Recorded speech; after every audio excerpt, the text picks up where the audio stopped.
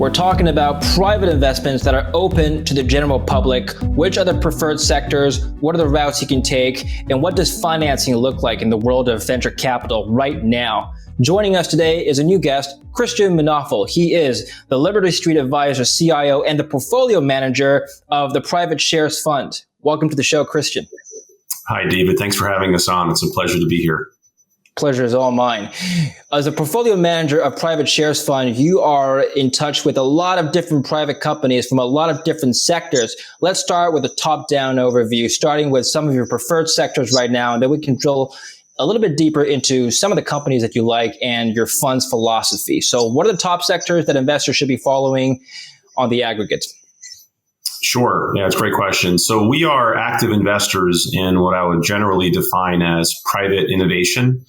And so when we think about everything we've been experiencing in the COVID environment over the past 18-ish months, I think everyone's gotten quite familiar with the fact that a lot of the technology adoption has been allowing us to continue working in the ways that we have in an efficient and productive manner. But when we think about the broader private innovation landscape, we think about areas like space, which I know has been a really interesting area, getting a lot of press recently with the launch of Blue Origin and with Virgin Galactic. That's an area we have investments in companies like SpaceX, Axiom Space, a recent investment we made in a company called Relativity Space, which does really interesting 3D printing of all the materials and the equipment. So we think space is a really interesting area, and then the applications to the broader aerospace area. We also think cybersecurity is a growing area of interest and need. And so that's an area we're looking to put capital to work. We have investments in a number of companies in that arena as well. Recently made an investment in a company called Cyber Reason that we're quite excited about. Education technology is a critical area as well. And for those of us with kids that have been going through the COVID environment with remote learning, has been critical to leverage the technology. And so companies like Udemy in our portfolio are ones that we think are doing a great job. FinTech, I think we've all heard of crypto and blockchain by now. So we're looking at how to effectively play an evolution in things, all fintech related, including payments and companies like Marqeta, and then crypto blockchain companies like Kraken. We're adding others to the portfolio. And then I would just say, ag tech, agricultural technology is a really interesting area we're spending a lot of time on.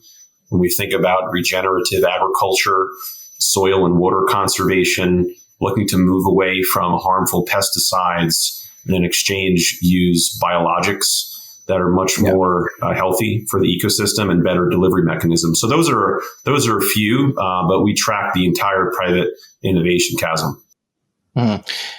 It sounds to me, Christian, like that you are a futurist. I know maybe that's not a moniker that you've assigned yourself officially, but that's what it sounds like. You've invested in things that you think have a future, so to speak.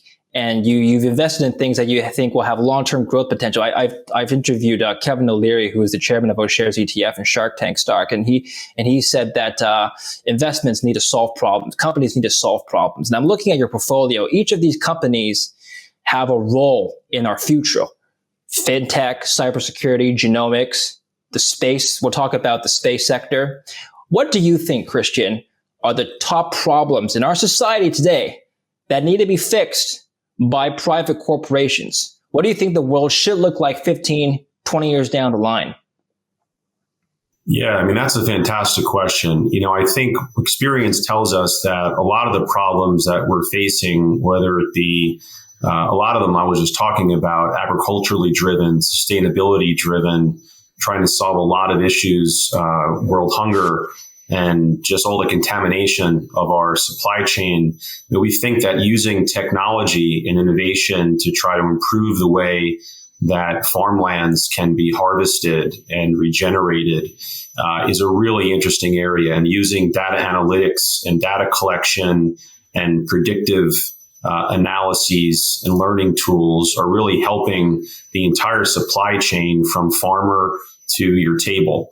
And so that's certainly an area. So using technology in ways that we haven't really thought about historically outside of the data center outside of the cloud for what keeps you and I doing this right now with all of the communication and virtual connectivity and remote connectivity, applying this technology to really solve issues like the ones we're talking about. And while it may sound futuristic, the reality is a lot of these companies are generating, if not tens of millions, hundreds of millions, and in some cases billions in revenue.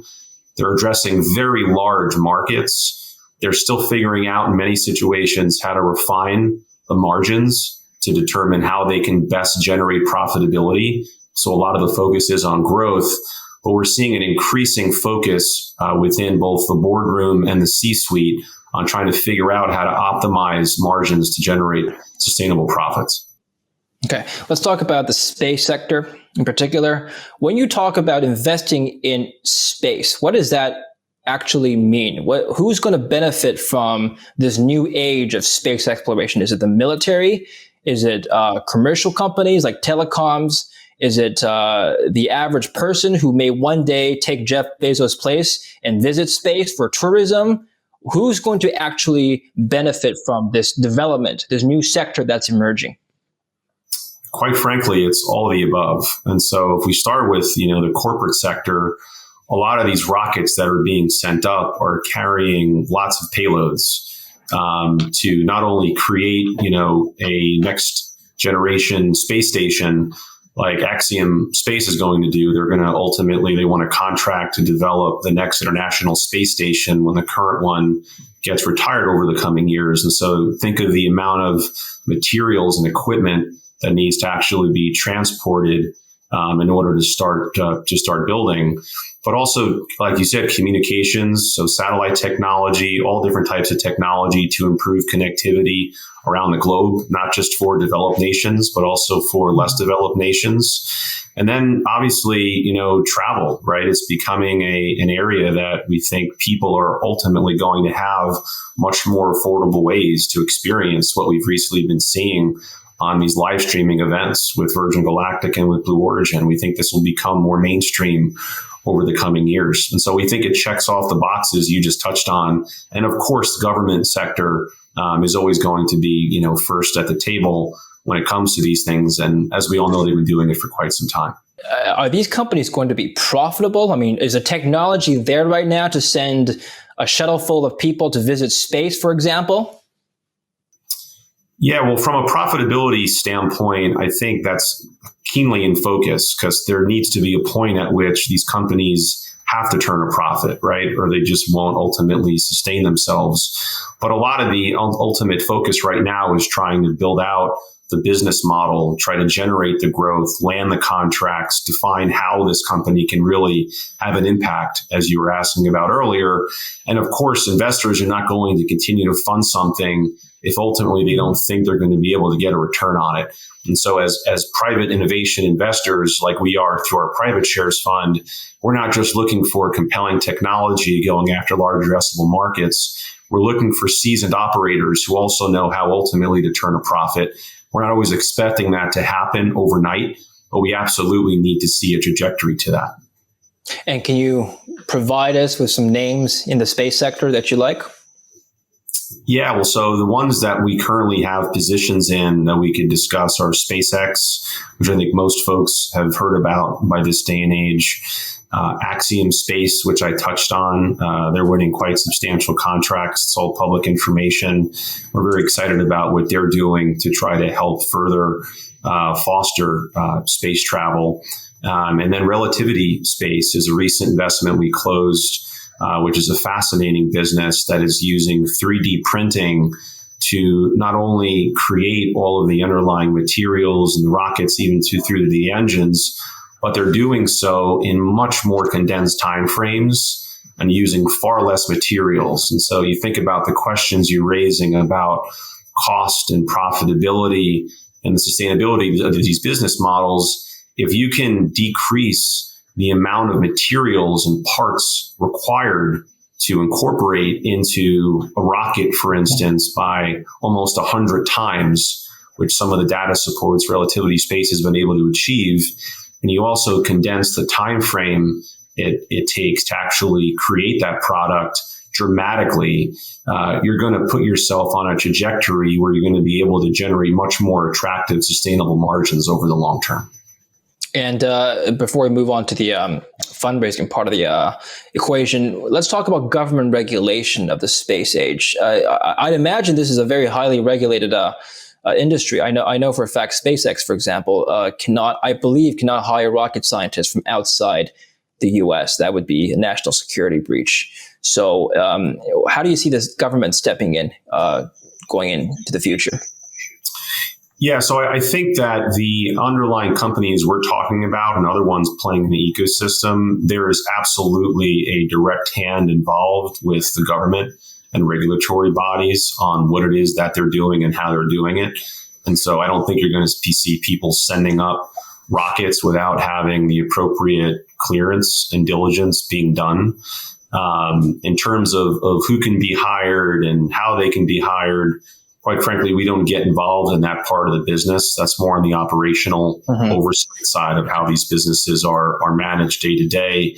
But if you look at a lot of the contracts these companies are seeking, most of them are through government entities like NASA. What is your ultimate goal for these investments? To have them IPO?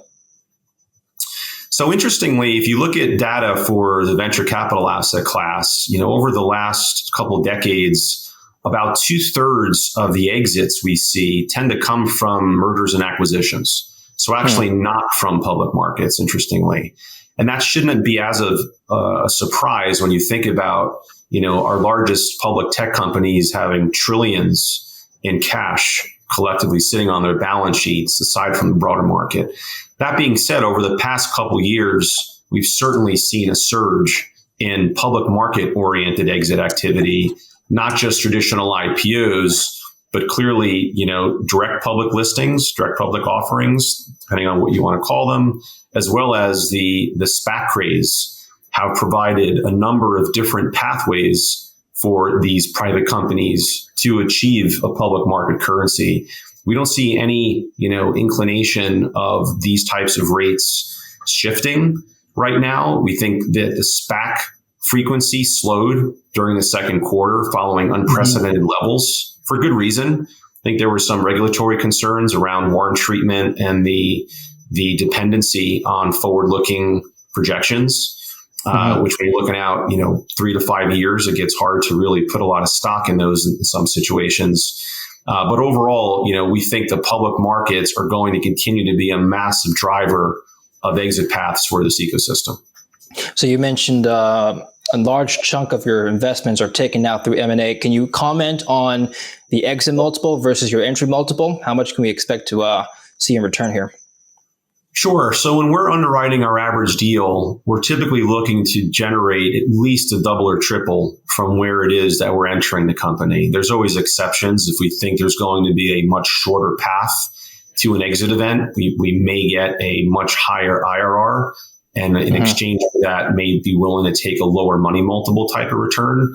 But the average investor who's coming in the late stage part of the venture capital ecosystem is typically looking to at least double, but more likely triple or more, quadruple their money. And so that's typically what we're underwriting to. Sometimes it takes longer for companies to achieve those exits. Sometimes they don't. But overall within this ecosystem, and especially over the last couple of years, we're seeing companies exit at unprecedented multiples that in many situations are even outperforming those types of multiples, not just within our portfolio, but just within the overall ecosystem. Okay. And would you make the characteristic or the statement that private equity or venture capital as an asset class has a higher performance overall than, let's say, public markets? If you were to compare, let's say, your fund's performance over the S&P 500s over time, how would you make that comparison? Yeah, it's a great question, one we often get. I think one has to understand that, one, there's a different risk profile when you're investing in this asset class. So within an underlying investor's portfolio allocation, they need to think about if and where there is a home for an investment in an alternative asset class like this. And then obviously what they think what their advisor thinks the appropriate level of exposure is. These are also illiquid investments. And so it's not like, you could just flip a switch and press a trade button and get out of them. So the returns that are generated by this asset class, by theory, should generate a risk premium to more liquid investments, right, that we have if we were to just simply be investing in public markets. And so, if you look at the kind of tier one investors in the venture asset class, we believe over the long term, you will see outperformance. I think historically, private equity in general, which includes buyout and other types of strategies, looks to outpace public market oriented investing by 300 to 500 basis points. Sometimes it can be higher. Sometimes it'll be lower, right? It's year by year, vintage by vintage. It kind of varies. But overall, you should expect to generate better performance because of the risk that you're taking. Again, it doesn't always happen and result in that. But overall, we believe that the data suggests that investors who come into the attractive areas with managers who know how to play the game can generate interesting performance opportunities. And why do you pick pre-IPO companies? Why not invest seed stage? Again, it's a different risk profile. And so, our investors are looking to invest at a point where there's a closer path to liquidity. So it's more, we would call it de-risked. We're not really taking technology risk. We're taking more growth and execution risk. There's nothing wrong with taking earlier stage technology risk. We just know that historically you tend to have a higher loss ratio when you look at those types of investment strategies in exchange for higher gains when you do have companies, right, that succeed well. And that's a fine investment strategy to have. The fund that we're currently in the market with, the private shares fund, takes an approach where we're trying to do a more risk-adjusted way to play the venture asset class. And we believe coming in at the late stage is a really intriguing way to do that. We've run quite a bit of data to try to show what type of returns an investor can generate just by coming in the last private round of financing before companies go public. So pre-IPO, David, as you alluded to. And what we see over the last decade for technology-oriented IPOs, an investor who came into the last round before a public offering generated significant outperformance compared to an investor who waited to invest at the IPO price or at the first offer. And so, this data is all available on our website. And so that's what our investors get excited about. They get excited about the ability to access these companies at an earlier stage, which could potentially generate alpha performance. I guess the frustration here for regular investors is that they can't actually participate in pre-IPO companies. But I guess that's where companies like yours come in. Is there any regulatory challenge that you have to overcome in order to bring these investments to the general public? Yeah, so it's a great segue. So thanks for the question. So our fund is called the Private Shares Fund, and we are a 1940 Act regulated interval fund. And what that basically means is we've created this fund to essentially democratize access to the late stage venture asset class. So our fund offers daily buying through your favorite broker platform. So whether you use Fidelity, T. Rowe, Schwab, et cetera, we have the ability for investors to buy into our fund, which has a very broad portfolio with lots of exposure to the different sectors we talked about. And they can do so without the accreditation requirements that you typically see investors have to bring in order to qualify to invest in these asset classes. We've also basically removed the large minimum investment requirements to invest in this asset class, which tends to be hundreds of thousands, if not millions. For as little as $2,500, an investor can be able to access a late-stage private innovation portfolio like the one we offer through the Private Shares Fund. And there's also a lot of other benefits. It's an evergreen fund. So once an investor invests, they're going to have exposure to all of our ideas, not just the ideas for this vintage. There's no carry. So from an economic standpoint, it's also beneficial to the investors. And so that's what we are. And it's a regulated fund. So we work very closely with the regulators when this fund was set up there's a very strict set of oversight and guidelines that we have to follow on a daily basis to administer and manage the fund. We have an independent board of trustees who oversees everything. And so, we are very excited to be able to offer strategy like this to the Main Street investor. All right, excellent. Well, Christian, I appreciate your thoughts and for sharing your insights today. Thank you very much for coming on the show. It's a pleasure, David. Thanks for having us on. And thank you for watching Kitco News. I'm David Lin. Don't forget to subscribe to our YouTube channel and follow me on Twitter at DavidLin_TV.